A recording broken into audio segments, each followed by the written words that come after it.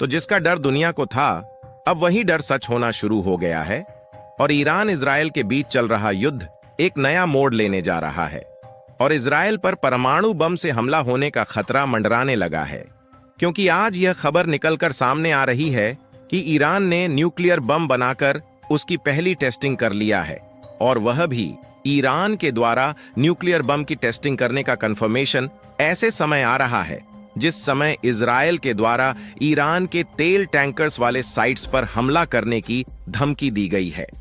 और परिस्थितियां कुछ ऐसी हो गई हैं कि यह भी हो सकता है कि इजराइल ईरान की न्यूक्लियर साइट्स को भी उड़ा दे, जो कि दुनिया में एक भीषण माहौल पैदा कर सकता है। और इतना ही नहीं, बल्कि इन दोनों देशों के बीच जिस तरीके से युद्ध बढ़ रहा है, इसका सीधा असर भारत पर देखने को मिल रहा है, क्योंकि खबर निकल कर आ रही है कि भारत के द्वारा जो राइस का एक्सपोर्ट है उसके लिए भी एक बहुत बड़ा संकट मंडराने लगा है। और जैसे ही ईरान और इजराइल के बीच परमाणु हमले शुरू हो जाते हैं तो ये दुनिया के लिए तो खतरनाक होगा ही, लेकिन इसका एक बहुत बड़ा इम्पैक्ट भारत पर भी पड़ने जा रहा है, क्योंकि न्यूक्लियर अटैक तो दूर की बात हो गई, ईरान और इजराइल के बीच अभी भी जो जंग छिड़ी हुई है इसका एक बहुत बड़ा असर भारत पर पड़ना शुरू हो गया है।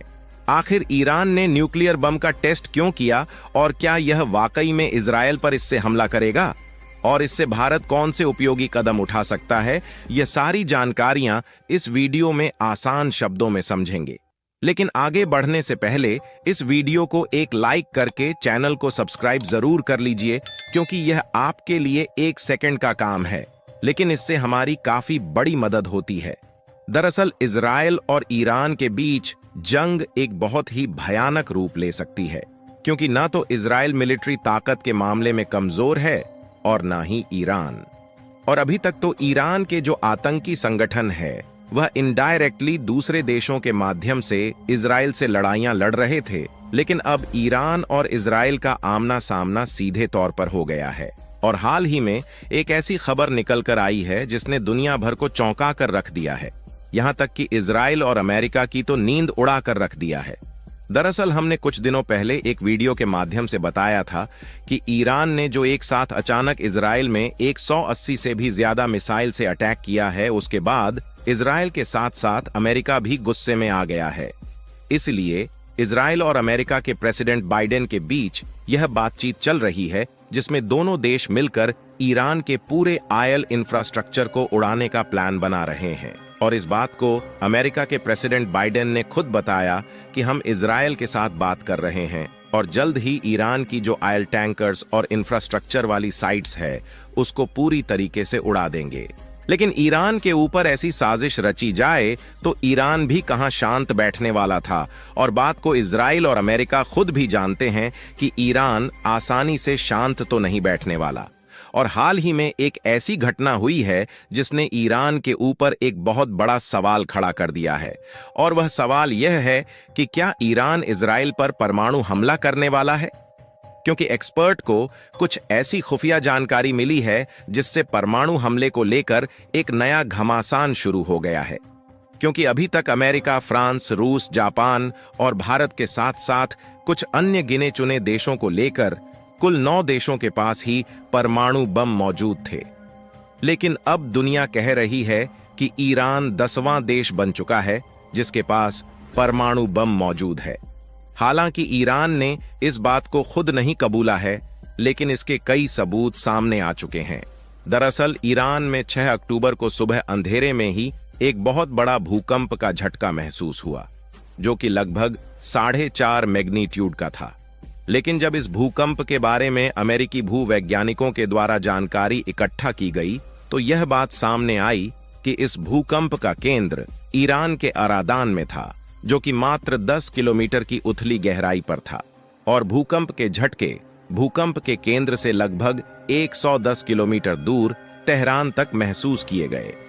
हालांकि यहां पर भूकंप आने में कोई बड़ी बात नहीं है, भूकंप तो आते रहते हैं, लेकिन जब तमाम भूवैज्ञानिक और न्यूक्लियर के मामले में विशेष जानकारी रखने वाले जानकारों ने इस बात की जांच पड़ताल की तो यह बात पता चली कि इस भूकंप का केंद्र जहां पर है, यानी कि जहां से इस भूकंप की शुरुआत हुई है, यहां से तो कभी भूकंप आते ही नहीं है। और न ही यहाँ से कभी भी भूकंप आने की संभावना ही दिखाई दे रही है। इसे समझने के लिए आप इस मैप को देखिए। इसमें जो येलो पार्ट वाला एरिया है ये हमारा भारत है और भारत के उत्तरी पश्चिमी दिशा में यहाँ पर मौजूद है ईरान, जो कि ग्रीन कलर से हाईलाइटेड है।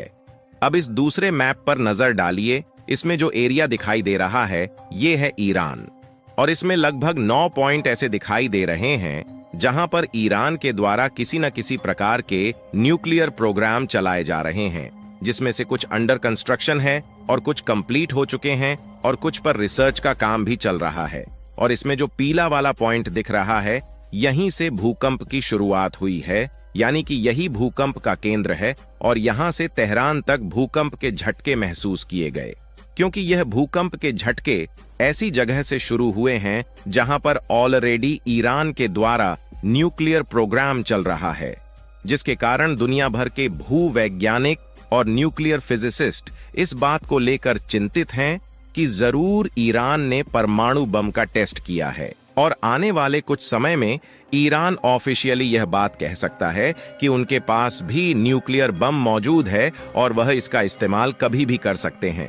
और वैज्ञानिकों के द्वारा सबसे ज्यादा ईरान पर परमाणु बम टेस्ट की अटकने इसलिए लगाई जा रही है क्योंकि 48 घंटे से भी ज्यादा बीत चुके हैं, लेकिन ईरान ने ऑफिशियली इस भूकंप को लेकर कुछ भी नहीं कहा है। और यहां पर देखा जाए तो इजराइल और अमेरिका को इस बात का डर पहले से ही था कि ईरान कभी भी न्यूक्लियर बम बना सकता है, क्योंकि इस प्रोग्राम पर वह काफी पहले से काम कर रहा है। इसीलिए शायद पिछले कुछ दिन पहले से ही इजराइल की तरफ से इस बात को कहा गया था कि हमें जल्द से जल्द ईरान की न्यूक्लियर साइट को ही टारगेट करके उसे ही उड़ा देना चाहिए। फिलहाल इसका पूरी तरह से खुलासा तो कुछ दिन में हो ही जाएगा कि ईरान ने न्यूक्लियर बम बना लिया है या फिर उनकी टेस्टिंग फेल हो गई है।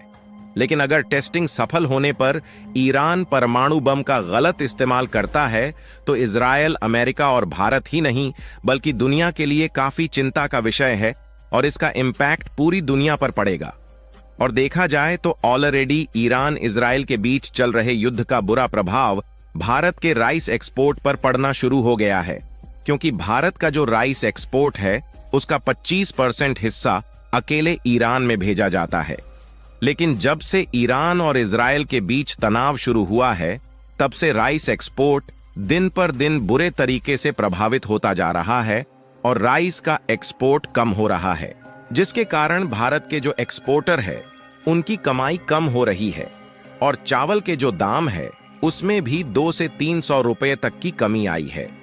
और आप सोचकर देखिए कि भारतीय किसानों की स्थिति वैसे ही काफी खराब है और अगर चावल का एक्सपोर्ट प्रभावित होने से इसकी कीमत बहुत ही कम हो जाएगी तो भारत में किसानों का हाल कितना बुरा हो सकता है।